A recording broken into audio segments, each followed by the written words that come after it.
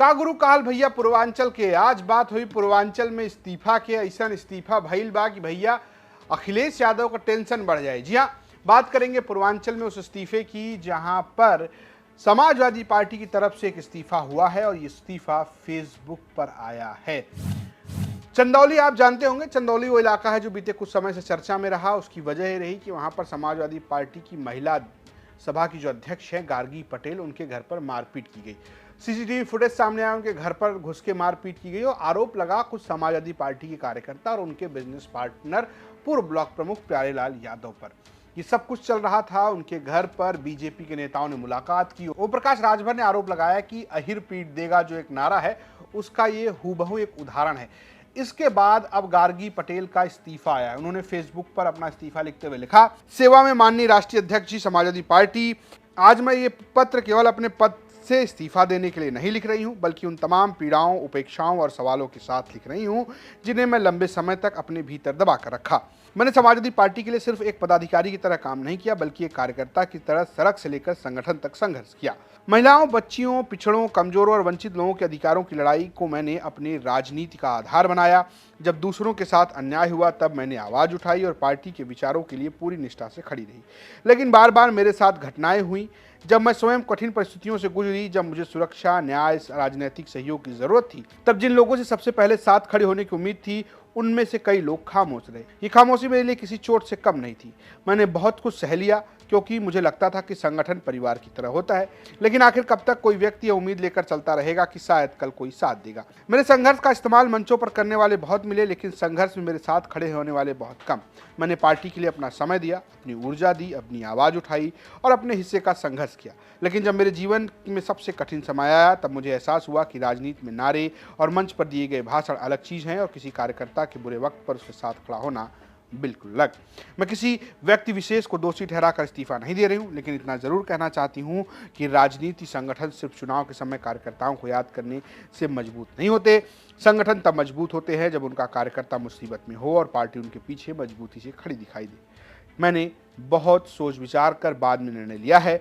यह किसी के दबाव, लालच या राजनीतिक सौदेबाजी का परिणाम नहीं, ये मेरे आत्मसम्मान का निर्णय है। मैं पद के लिए राजनीति में नहीं आई थी और न ही पद जाने से मेरा संघर्ष समाप्त होगा। मैं जिला अध्यक्ष महिला सभा के पद के साथ साथ समाजवादी पार्टी की प्राथमिक सदस्यता से अपना इस्तीफा दे रही हूँ। शायद मेरे इस्तीफे से कुछ लोगों को राहत मिले, शायद कुछ लोग इसे मेरी राजनीतिक हार समझे, शायद कुछ लोग ये सोचे कि एक आवाज़ को चुप करा दिया गया।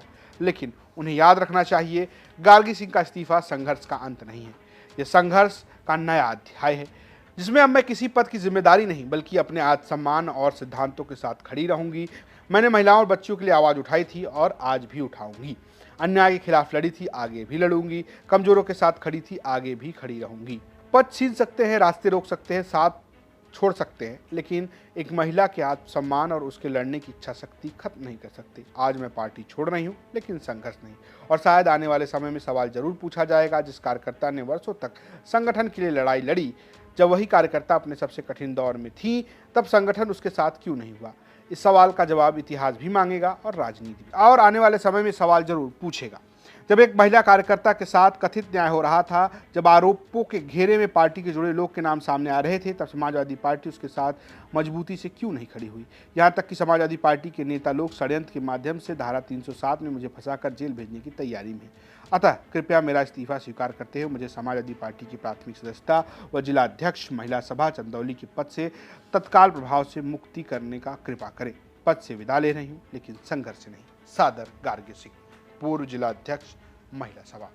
ये तो रही वो चिट्ठी जिसमें गार्गी सिंह ने अखिलेश यादव को घेर लिया। आरोप ये कि जब पार्टी के ही लोग उनके खिलाफ इस तरीके से व्यवहार कर रहे थे, तब पार्टी उनके साथ क्यों नहीं खड़ी थी। तो मामला क्या है वो जान लीजिए। दरअसल कुछ समय पहले प्यारेलाल यादव के ऊपर आरोप लगा कि उन्होंने गार्गी सिंह के घर पर जाके मारपीट की। प्यारेलाल यादव के अलावा उर्मिला यादव, जो कि प्यारेलाल यादव की पत्नी है, अमित यादव, मनोज यादव, मोनी यादव, सिद्धांत जायसवाल, जो कि समाजवादी पार्टी के स्थानीय नेता है, वाराणसी के रामनगर के निवासी हैं, उनके ऊपर ये आरोप लगा और गार्गी पटेल ने खूब आरोप लगाया। खूब सियासत भी हुई इस पर। कहा गया कि पटेल बनाम यादव की पॉलिटिक्स में समाजवादी पार्टी फंस गई। खुद गार्गी पटेल ने जिस तरीके के आरोप लगाए थे वो भी सुन लीजिए। सुबह सोए थे, मेरे पे मेरे बिजनेस पार्टनर प्यारे मामा का फ़ोन आया उन्होंने मुझे कहा कि जिस ज़मीन के लिए हम लोग रास्ते के लिए बात करने जाने वाले थे, उसमें जाना था। जैसे ही मैं निकल रही थी, जा रही थी कि रेडी हूँ, तब तक गेट पे बेल बजने लगा और गेट कोई धाड़-धाड़ पीटने लगा। मेरी छोटी बेटी बेटा खोले, तो वो लोग अंदर घुसते ही बवाल करना स्टार्ट कर दिए बच्चों से। फिर बच्चों को मारे पीटे, तब तक मैं पहुंची बीच बचाव की, तो फिर मुझे उन लोग लात घूसा पटक के मारे, फिर बाल कबार के खींच के ले गए, पूरा घिरियाते ले गए। फिर उसके बाद भी उन्होंने लात घूसा और वो टेबल की था उसको टेबल से मारे, और टेबल जब प्लाई टूट गया तो उसने उस रॉड से मारा, बहुत मारे मुझे। ये कौन लोग थे? प्यारेलाल के सर्जन में कौन लोग थे? हाँ, उन प्यारेलाल यादव जो है उनके दोनों बेटे, पत्नी और बेटी थी। वजह क्या थी? एक्चुअली हमारा बिजनेस उनके साथ है ज़मीन का, तो कुछ पैसे हमारे लगे हैं, जिसको ये लोग की नीयत हड़पने की थी। इस वजह से ये लोग हड़पना चाह रहे थे। अब उसमें जो भी हुआ हो, और उसमें कुछ हमारे राजनीतिक लोग भी हैं, जैसे सिद्धांत जायसवाल वगैरह। तो वीरेंद्र यादव, सिद्धांत जायसवाल, 2-3 लोग ऐसे व्यक्ति थे कि जो कन्फ्यूजन क्रिएट किए मामा जी के परिवार में, और वो लोग प्री प्लानिंग षड्यंत्र करके हम। तो गार्गी पटेल की ये आरोप बहुत ही चर्चा में रहे और जिस तरीके से अब वो इस्तीफा दे रही हैं, ये अखिलेश यादव की उस पीढ़ी के लिए झटका है जहां पर वो गैर यादव ओबीसी को जोड़ने की कोशिश करते हैं। चंदौली हो या पूर्वांचल का इलाका हो, पटेल भारी संख्या में मौजूद हैं। कुर्मी सियासत पूर्वांचल की सियासत को तय करती है। अनुप्रिया पटेल, पल्लवी पटेल के अलावा समाजवादी पार्टी भी पटेलों का वोट हासिल करती है। जहां जहां वो पटेलों को टिकट देती है, उनको वोट मिलता रहा है। और लोकसभा चुनाव इसका सबसे बड़ा उदाहरण है, जहां पर पटेलों ने समाजवादी पार्टी का खुल के साथ दिया। गार्गी पटेल के इस्तीफे को अब बीजेपी भुनाती हुई नजर आएगी। जब गार्गी पटेल के साथ मारपीट भी हुई तब समाजवादी पार्टी से पहले बीजेपी के नेता हंसराज विश्वकर्मा उनसे मिलने पहुंच गए थे, उसकी भी खूब चर्चा हुई थी। हालांकि बाद में श्यामलाल पाल हों या विधान परिषद के नेता प्रतिपक्ष और समाजवादी पार्टी की नेता सीमा राजभर हों, ये सभी ने जाकर गार्गी पटेल से मुलाकात की थी। लेकिन अब गार्गी पटेल का ये इस्तीफा पूर्वांचल की पॉलिटिक्स में समाजवादी पार्टी के लिए मुश्किलें खड़ी कर सकती है। देखना यह है कि इसे अखिलेश यादव किस तरीके से डिफेंस करते हैं। चुनाव से पहले इस तरीके की घटनाएं समाजवादी पार्टी के लिए एक झटका है। आपको क्या लगता है? इस्तीफा जिसमें सीधे अखिलेश यादव को घेरते हुए गार्गी पटेल ने इस्तीफा दिया है, उसका कितना असर आने वाले चुनाव में पड़ेगा? आपको क्या लगता है? इससे कोई वोटों का विभाजन होगा? अगर आपको लगता है तो आप हमें कमेंट बॉक्स में जरूर बताएं। पवन जी, एक बात होती है, क्या आपको कभी ऑफर नहीं आया बीजेपी की तरफ बहुत से? बार आया। आया? आया कैसा आया? आया क्या ऑफर आया? आया हमने बताया था राष्ट्रीय अध्यक्ष जी को। आया किस तरह का ऑफर आया? मतलब सब आया, विधायक मंत्री सब आया। जानते हैं, ये भी घटना बता दें आपको, हम मेरे पिताजी, जैसे मैंने राजनीति शुरुआत की तो मेरे पिताजी कभी नहीं चाहते थे, लेकिन जब मैंने राजनीति में मैं प्रवेश कर गया, लखनऊ डिस्ट्रिक्ट उपाध्यक्ष हो गया, तो ये भी बहुत महत्वपूर्ण घटना है। नेताजी का फैजाबाद आगमन था, तो मैंने कहा कि आपको मेरे घर चलना। कहे हाँ चलेंगे तुम्हारे घर। मैं जेल से छूट के आया था, वही मेरे ऊपर गैंगस्टर और सारे मुकदमे दर्ज हुए थे बहन जी की सरकार में, उसके बाद मैं छूट के आया था। तो मैंने कहा आपको मेरे घर चलना। कहे चलेंगे। नेताजी मेरे घर आए, अंगूरीबाग कॉलोनी में। मेरी माता जी ने खाना बनाया था।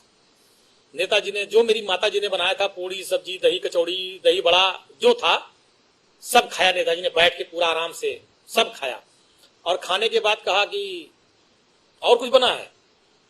तो हमने मम्मी बुलाया अपनी माता जी को, तो उन्होंने पूछा क्या नाम है आपका? कहने मेरा नाम गीता। कहने बताइए कुछ और बना है? कहने जो बना था सब खिला दिया। फिर उन्होंने, मेरी माता जी ने कहा नेताजी से, ये पढ़ते लिखते नहीं है, क्या होगा इनका? नेताजी ने कहा पवन के कारण आज मुलायम सिंह यादव इस दरवाजे पर आए हैं, और देखना वो एक दिन वो भी आएगा। आज मेरे आने पर डीएम कप्तान बाहर खड़े हैं, एक दिन पवन भी आगे जाएगा, डीएम कप्तान भी बाहर खड़े होंगे, पवन बड़ा आदमी नेता बनेगा। और मुझे नेताजी ने बनाया, उस स्थान पे पहुंचाया। ऐसे थे धरती पुत्र मुलायम सिंह यादव जी। तो उसी दिन से मेरी माता पिता, मेरे पूरा परिवार का एक लगाव है नेताजी के परिवार से। जब ये सब बातें आई कुछ लोगों ने कि भाजपा वाजपा ये सब, तो मेरे पिताजी ने तुरंत मुझको फोन किया, कहा जीवन में भूल न करना, जीवन में गलती न करना। ये चीजें मेरे पिताजी ने बहुत सख्ती से मुझसे बात कही थी, मैं बहुत ईमानदारी से आपसे कह रहा हूं।